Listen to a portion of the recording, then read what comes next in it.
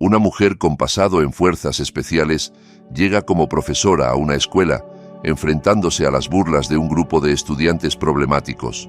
Antes de ver el video, no olvides suscribirte y dejar tu me gusta. Eso nos da un gran impulso. Clara del Cielo, 30 años. Durante su último servicio militar, su nombre en clave era Víbora. Como la serpiente más letal, una vez que mordía a su objetivo, jamás lo soltaba. Así era ella, la primera y única mujer instructora de combate en la historia del Grupo de Operaciones Especiales de la Armada Española. Su misión principal era llevar a los hombres más duros bajo el cielo, más allá de sus propios límites, forjándolos como armas humanas. Sus delgados brazos superaban en dominadas a muchos hombres, y su mirada serena era capaz de enfocar blancos a kilómetros de distancia con precisión milimétrica. Con una sola orden dicha en voz baja, hacía que equipos enteros de gigantes contuvieran la respiración. Durante el temido infierno de instrucción, era la supervisora que jamás dormía. En las lanchas de infiltración marina, la timonel más precisa. En los entrenamientos antiterroristas con fuego real, la evaluadora más implacable. Conocía mejor que nadie los límites del cuerpo humano y lo que se necesita para superarlos. Pero aquella impecable carrera militar se quebró por un recuerdo imposible de borrar. Un único fallo. Un error que la marcó para siempre. Uno de sus alumnos se destacaba entre todos, Miguel Alonso. En su etapa escolar arrasó en campeonatos nacionales de lucha grecorromana.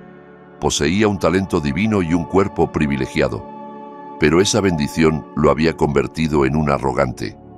Creía más en su talento que en la disciplina y desobedecía abiertamente las órdenes de Clara. Ella veía en Miguel un poder peligroso, incontrolable. Intentó corregirlo. Lo reprendía constantemente y en sesiones individuales trató de inculcarle que la verdadera fortaleza nace de la humildad y el control. Pero él solo escuchaba lo que quería. Para él, aquellas advertencias no eran más que el fastidio de una mujer. Y entonces llegó el día del destino, una infiltración marina nocturna en plena tormenta.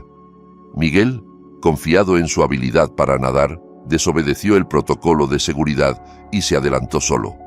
Una ola gigantesca lo envolvió y en segundos desapareció en la oscuridad del mar embravecido. Tras días de búsqueda desesperada, su cuerpo fue hallado sin vida. No fue un caído en combate, sino un accidente por negligencia. Nadie culpó a Clara, pero ella jamás se perdonó. No haber guiado ese talento hacia el camino correcto fue, para ella, un fracaso como instructora. Enseñó cómo manejar la fuerza, pero no cómo dominarla con carácter y filosofía. Desde aquel día, no pudo volver a sonar su silbato. Colgó el uniforme y tomó una decisión inesperada: adentrarse en el mundo caótico de los adolescentes varones, con su energía indomable, sus egos a flor de piel y sus almas aún por moldear. Se convirtió en profesora de educación física. Su misión ya no era solo enseñar técnica, sino inculcar el valor del esfuerzo honesto, la importancia de las reglas y la verdadera fuerza que nace del trabajo en equipo. No quería que surgiera un segundo Miguel Alonso. Decidió guiar esas energías juveniles hacia la construcción, no la destrucción. En pleno invierno, Clara del Cielo llegó a su nuevo destino, una ciudad industrial, ruda pero apasionada, con olor a hierro y aceite en el aire, Bilbao. Su nuevo campo de batalla era el Instituto Politécnico de Bilbao, un centro con historia forjada junto a la del sector metalúrgico del país. Desde el portón de entrada se respiraba otro mundo. Olor a grasa, sonido de metales en fricción, edificios sólidos, aulas prácticas con tornos y maquinaria pesada. Allí, los estudiantes, más acostumbrados al mono de trabajo que al uniforme escolar, lucían robustos, desafiantes. Este no era un lugar para sutilezas o sensibilidad. Aquí mandaban la fuerza, la técnica y las jerarquías. En su primer día como profesora de segundo curso, la subdirectora le habló con una mezcla de disculpa y preocupación. «Profesora Clara, nuestros chicos son algo intensos. en especial los del segundo B. Entre ellos están los llamados los Cuatro Reyes. Créame, ni los profesores hombres pueden con ellos. Le sugiero que se prepare muy bien. Los Cuatro Reyes. Clara sonrió con ironía al escuchar aquel apodo infantil. Había enfrentado monstruos peores que esos. Un silbato suyo bastaba para amansar fieras. Pero en cuanto pisó el amplio patio de deportes, rodeada por más de 200 estudiantes varones, comprendió que aquel lugar era más una jungla salvaje que un simple instituto. Apenas se supo que era mujer, comenzaron los silbidos y las risas burlonas. «¡Tía, la profe de gimnasia es una tía! Está buena. ¿Nos va a poner a hacer yoga o qué?» Y entonces, como una manada que se abre paso, 4 chicos avanzaron. Era evidente que eran los reyes no oficiales del instituto. Estaban Carlos Muro, campeón de lucha libre escolar, músculos como bloques de granito. Iker Torres, astuto, ágil, delantero estrella del equipo de fútbol. Daniel Pedraza, enorme como una roca, especialista en lanzamiento de peso. Y Alex Rayo, piel curtida por el sol, mirada desafiante, conocido por correr en moto sin casco por las calles del barrio. Carlos, el líder cruzado de brazos, la observó de arriba abajo y se burló. «Profe, ¿de verdad nos va a poner a jugar a la soga o al brilé? Porque vamos, tiene más brazo que cualquiera de nosotros. ¿Cuánto levanta en press banca?» Todo el patio estalló en carcajadas. Fue una provocación directa, una prueba de fuego. Clara no se inmutó. Miró directamente a Carlos y dijo con voz serena y firme: «Antes de responderte, les diré 3 reglas de mi clase. Aquí se me llama profesora o instructora. Nadie toca el equipo sin mi permiso y no se cuestiona mi método de entrenamiento. ¿Alguna duda?» El bullicio se apagó un instante, pero Carlos no cedió. Sonrió con desdén y dijo: «Las reglas las impone quien tiene la fuerza para respaldarlas. Le propongo algo, profe. Ahí está el circuito de obstáculos. Usted contra mí. Si le gano, entrenamos a nuestra manera. Si usted gana, la seguimos como a una sargento. ¿Qué dice?» Clara lo observó. Asintió lentamente. «Acepto, pero con una condición. Si yo gano, ustedes 4 obedecerán cada instrucción mía durante un mes, sin una sola queja». Carlos aceptó sin dudar. Creía que ningún militar, y menos una mujer, podría superarlo en lo físico. Pronto, toda la escuela estaba expectante. El silbato sonó. Carlos salió disparado como una bestia. Clara, en cambio, arrancó con paso firme y respiración medida. Sus movimientos eran como agua fluyendo entre los obstáculos. Trepó muros sin esfuerzo, reptó bajo alambres como una serpiente. Carlos, al principio, llevaba ventaja, pero su energía no estaba bien administrada. Empezó a agotarse. Clara, constante como un metrónomo, lo alcanzó en la última prueba. Una cuerda vertical de 5 metros. Carlos ya iba a mitad, cuando Clara, solo con la fuerza de sus brazos, sin usar las piernas, ascendió la cuerda en segundos. Tocó la campana. ¡Ding! Un sonido limpio, claro, como si algo se quebrara en el aire. Los prejuicios, la arrogancia, el machismo adolescente. Clara descendió y se plantó ante un Carlos exhausto y jadeante. Le tendió la mano. «La clave es administrar tu energía y tener técnica. Solo confiar en la fuerza bruta es cosa de animales». El patio entero quedó en silencio. Los estudiantes la miraban como si hubiesen presenciado algo imposible. Por primera vez, los 4 reyes sentían un respeto profundo por alguien más fuerte que ellos, pero no físicamente, sino en esencia. Había llegado la verdadera dueña del terreno. Desde el día en que Clara derrotó de forma aplastante a Carlos Muro en el circuito de obstáculos, el ambiente en el Instituto Politécnico de Bilbao cambió. Ya nadie se atrevía a burlarse de ella ni a subestimarla por ser mujer. En lugar de desprecio, ahora sus alumnos la miraban con una mezcla de respeto, curiosidad y algo parecido a veneración. Especialmente los 4 reyes. En sus clases se comportaban como reclutas recién llegados a la academia militar. Aún así, no se rendían tan fácilmente. En lugar de enfrentarla directamente, Ahora probaban sus límites de forma más sutil. «Profe, ¿levanta esto sola? ¿Qué tal es una marcha de 30 kilómetros con mochila de combate? ¿Cuánto aguanta sin dormir?»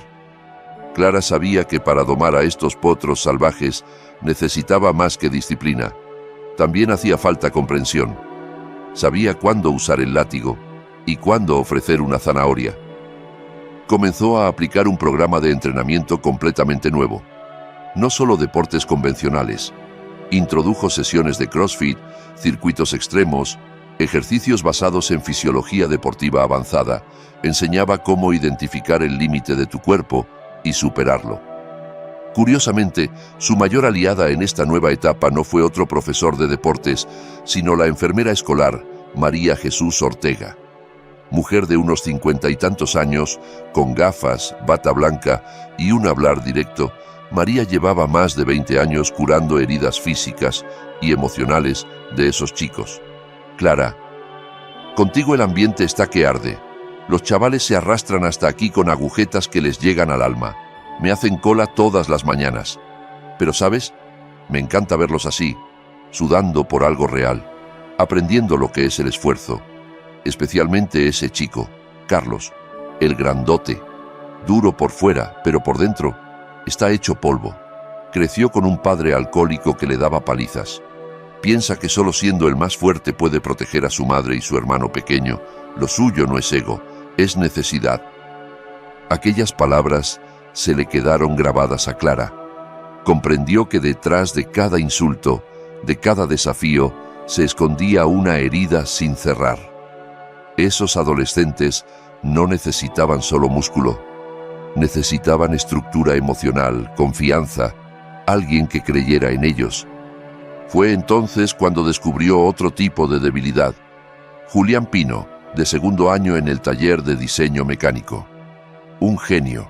Había ganado premios nacionales con sus modelos de robótica, pero era frágil, bajito, tímido. Carne de cañón para los matones del instituto. Un día, Clara los sorprendió en el almacén de deportes. Carlos y sus compañeros jugaban con una de las maquetas de Julián como si fuera un coche de juguete. Lo habían roto. Julián los miraba con los ojos llenos de lágrimas, sin atreverse a hacer nada. Clara se acercó. No gritó, no los humilló. Simplemente señaló los restos de la maqueta. «Vosotros lo habéis roto, así que ahora lo vais a arreglar. Tenéis una hora. Si no, me dais 100 vueltas al patio». Se rieron, pero en cuanto tomaron las piezas en sus manos, se dieron cuenta de que no entendían absolutamente nada. Para ellos eran simples tuercas y engranajes sin sentido. Pasó la hora, y no lograron ni encajar una sola pieza. Entonces Clara llamó a Julián. «Enséñales tú, muéstrales lo que era esta máquina, cómo funcionaba, qué hacías con ella».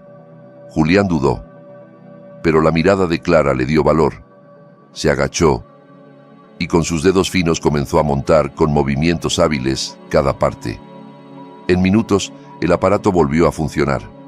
Un mecanismo perfecto, como de relojero suizo. Los ojos de Carlos y los demás se abrieron como platos. Clara habló entonces. «Esto también es fuerza. Una fuerza distinta a la vuestra, pero igual de poderosa. Esto mueve el mundo. La verdadera fuerza no está en aplastar al otro. Está en reconocer lo que no sabes y respetar lo que otros pueden hacer mejor».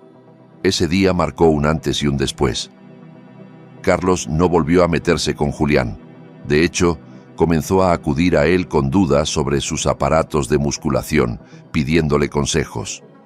Julián, por primera vez, comenzó a caminar con los hombros rectos por el instituto. Pero esta paz incipiente no duraría mucho. En el fondo, Carlos y los suyos no estaban completamente convencidos. Clara seguía siendo para ellos un símbolo de humillación, y por eso planearon su golpe final.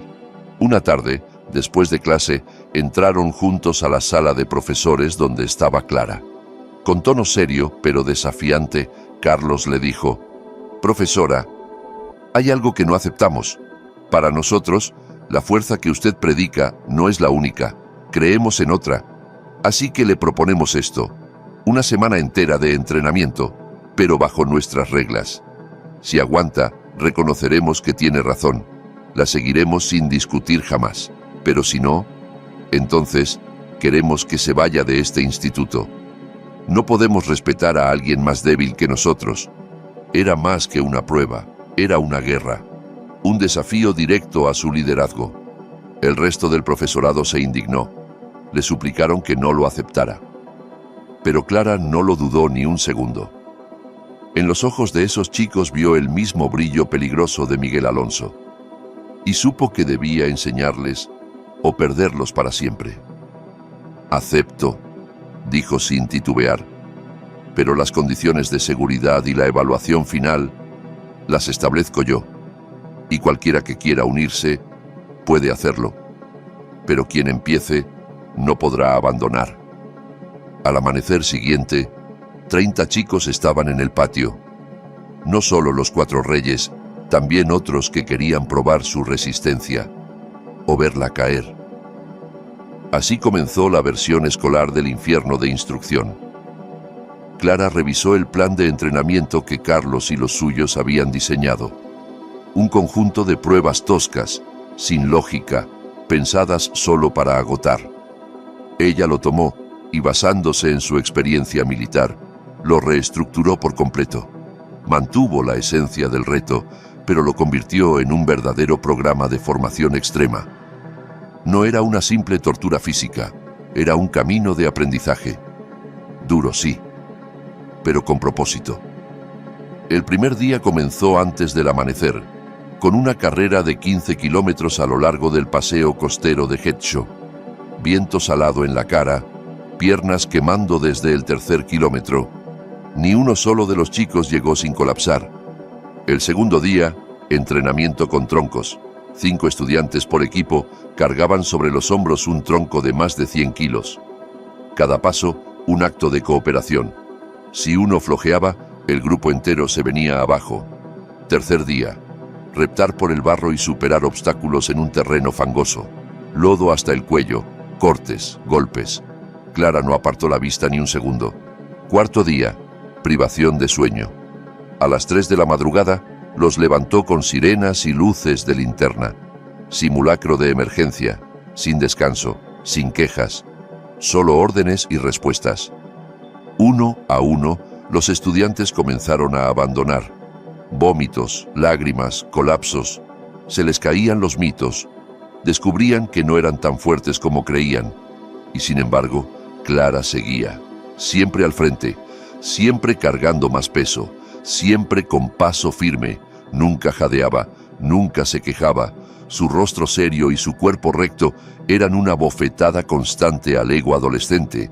Lo que al principio fue odio, pronto se transformó en respeto. Luego, en admiración. Pero la verdadera enseñanza no estaba en el ejercicio, sino en lo que les decía mientras los empujaba al límite. «Pedro, tu compañero se está quedando atrás. ¿De qué sirve tu fuerza si no eres capaz de ayudarle? Alex, no eres un lobo solitario. El que no sabe pedir ayuda jamás será verdaderamente fuerte. Carlos, deja de competir contra todos. El verdadero rival está en tu cabeza, no al lado». Sus palabras no eran gritos, eran lecciones de vida. Clara hablaba poco, pero lo justo y en el momento exacto. Cada frase, un disparo directo a sus corazones. Carlos, que siempre había sido el primero en todo, descubrió que había un tipo de victoria más grande que la individual. Levantar un tronco en equipo, llegar a la meta juntos. Ya no eran rivales, ahora eran camaradas.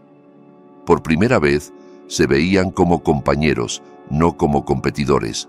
Se ayudaban a atarse las botas, a soportar el peso, a seguir adelante cuando el cuerpo no podía más. El último día del infierno llegó. De los 30 que empezaron, quedaban apenas 10. Sus caras estaban cubiertas de barro y heridas, pero sus miradas eran afiladas, maduras. Habían cambiado. La prueba final fue la más compleja. Una misión nocturna en la Sierra de Amboto. Equipados solo con brújula, mapa y linterna, cada grupo debía localizar varios puntos estratégicos y al llegar al final, construir un mecanismo a partir de piezas desperdigadas por la ruta. No era solo fuerza, Era inteligencia, trabajo en equipo, resistencia mental. Los dos grupos, uno liderado por Carlos, el otro por Alex, partieron entre la niebla, con Clara siguiendo de cerca para asegurar la seguridad y evaluar en silencio. Pero nadie podía prever lo que vendría después. Pasada la medianoche, el cielo se abrió como una herida. Lluvia torrencial, ríos crecidos. El suelo se volvió barro y la montaña un campo minado de deslizamientos. «Todos los equipos, detengan la misión y busquen refugio», ordenó Clara por radio. Pero ya era tarde. El equipo de Carlos cruzaba un arroyo cuando, de repente, una parte de la ladera cedió. Un deslizamiento arrastró barro, piedras y árboles, gritos, oscuridad, pánico. Clara corrió hacia el lugar del derrumbe. Allí, entre el caos, vio a Daniel Pedraza atrapado bajo un tronco gigante. Su pierna estaba doblada en un ángulo imposible. Carlos trataba de mover el árbol, desesperado, sin éxito. Iker Torres, el estratega, estaba paralizado, incapaz de pensar. Alex, el rebelde, gritaba sin rumbo. Y entonces llegó Clara. Ya no era la profesora de educación física, era de nuevo Víbora, la instructora de élite, firme, fría, serena. «Todos, atención, desde ahora seguís solo mis órdenes», apuntó a cada uno. «Iker, llama a emergencias, da nuestra ubicación exacta y la situación. Carlos, busca ramas largas y resistentes, vamos a hacer palanca. Alex, en mi mochila hay cuerdas, átalas, las necesitaremos para fijar el tronco. Julián, tú calculas el punto exacto donde aplicar la palanca para maximizar la fuerza. Los demás, abrigad a Daniel, evitad que pierda calor, despejad el área de peligro». Cada uno recibió su rol, no había dudas, era como una orquesta bajo la batuta de su directora. Cada uno descubrió por fin que su habilidad, su fuerza, su inteligencia tenía un lugar. Clara se arrodilló junto a Daniel. Le inmovilizó la pierna con maestría, controló la hemorragia, le habló al oído. «Tranquilo, estoy contigo, no te dejamos atrás». Entre todos lograron levantar el árbol. Daniel fue liberado justo antes de que la ambulancia llegara. Sus compañeros lo abrazaron, lloraron, se cayeron de rodillas bajo la lluvia. Había terminado, pero no fue una derrota. Fue el nacimiento de un verdadero equipo. Tras la operación de urgencia, Daniel Pedraza logró recuperarse sin secuelas permanentes. El accidente no fue visto como un fracaso del entrenamiento, sino como el punto de inflexión que transformó a aquellos adolescentes en algo más que compañeros. Los convirtió en un equipo, en una familia. El infierno de instrucción terminó, pero su huella quedó impresa para siempre. Desde entonces, nadie en el Instituto Politécnico de Bilbao se refería a Clara como la profe. Para todos ellos era la instructora. Con respeto, con devoción, con orgullo. Unos días después, Carlos, Iker, Daniel y Alex, los cuatro reyes, volvieron al despacho de Clara. Esta vez no había chulería en sus gestos, solo firmeza y humildad. Se cuadraron frente a ella y, como soldados, hicieron una reverencia profunda. «Instructora, estábamos equivocados. Gracias por no rendirse con nosotros. Gracias por enseñarnos lo que es ser realmente fuertes». No era una simple disculpa. Era el reconocimiento de un vínculo profundo, el de un maestro con sus discípulos. Clara no dijo nada, solo les puso una mano en el hombro a cada uno, y en ese gesto estaba todo dicho. Un año más tarde, el ambiente en el instituto era completamente distinto. Las clases de educación física ya no eran vistas como un trámite, se habían convertido en un campo de formación integral. Cada ejercicio era una oportunidad para aprender liderazgo, disciplina, empatía. Los cuatro reyes dejaron de ser problema. Se convirtieron en referentes. Carlos fue seleccionado para la Selección Nacional Juvenil de Lucha Grecorromana. Entraba y salía del CAR de Madrid, pero cada sábado regresaba al instituto para entrenar a sus compañeros, siguiendo las enseñanzas de Clara. Iker ingresó a la Facultad de Ciencias del Deporte con especialidad en análisis táctico y psicología deportiva, siempre con su cuaderno lleno de datos. Daniel, tras recuperarse, se especializó en halterofilia, convirtiéndose en uno de los atletas más destacados del País Vasco. Alex vendió su moto y con ese dinero montó un pequeño gimnasio de barrio donde entrenaba a niños y adolescentes en riesgo de exclusión. Su sueño, ofrecerles una alternativa como la que él mismo tuvo. Julián, el genio olvidado, se convirtió en orgullo nacional. Diseñó un sistema de entrenamiento inteligente basado en datos biométricos que ganó el primer lugar en el concurso nacional de inventores jóvenes, y en cada entrevista no dejaba de mencionar a la instructora que creyó en él cuando nadie más lo hizo. Un día de otoño se celebró la gran jornada deportiva del instituto. Las gradas estaban llenas. Profesores, padres, antiguos alumnos. Clara observaba todo desde lo alto de las gradas, con su silbato colgado al cuello, sin usarlo. Abajo, los chicos competían, no por ganar, sino por superarse. Se animaban unos a otros, ayudaban al rival a levantarse. Aplaudían el esfuerzo, no solo la victoria. El aire estaba impregnado de algo nuevo, respeto. Y entonces, entre la multitud, Clara creyó ver un rostro. Uno que conocía demasiado bien. Allí estaba Miguel Alonso, de pie al borde del campo. Pero no era el chico arrogante que una vez se ahogó en la oscuridad. Era una figura en paz, con una sonrisa cálida, sin reproches, como si le dijera, «Lo lograste». Clara cerró los ojos. Por primera vez, se permitió soltar el peso que llevaba dentro desde aquella noche en el mar. Sonrió. No solo había entrenado a futuros atletas, había forjado hombres, hombres íntegros, valientes, solidarios. Había completado su misión más difícil, porque al final no fue una instructora de combate la que cambió una escuela, fue una maestra de verdad. Y sus alumnos, los antiguos reyes de la selva, se convirtieron en los guardianes de un nuevo orden, uno donde la verdadera fuerza nace del respeto, el trabajo en equipo y el corazón. Si este relato te ha inspirado, no olvides suscribirte, dejar tu comentario y compartirlo.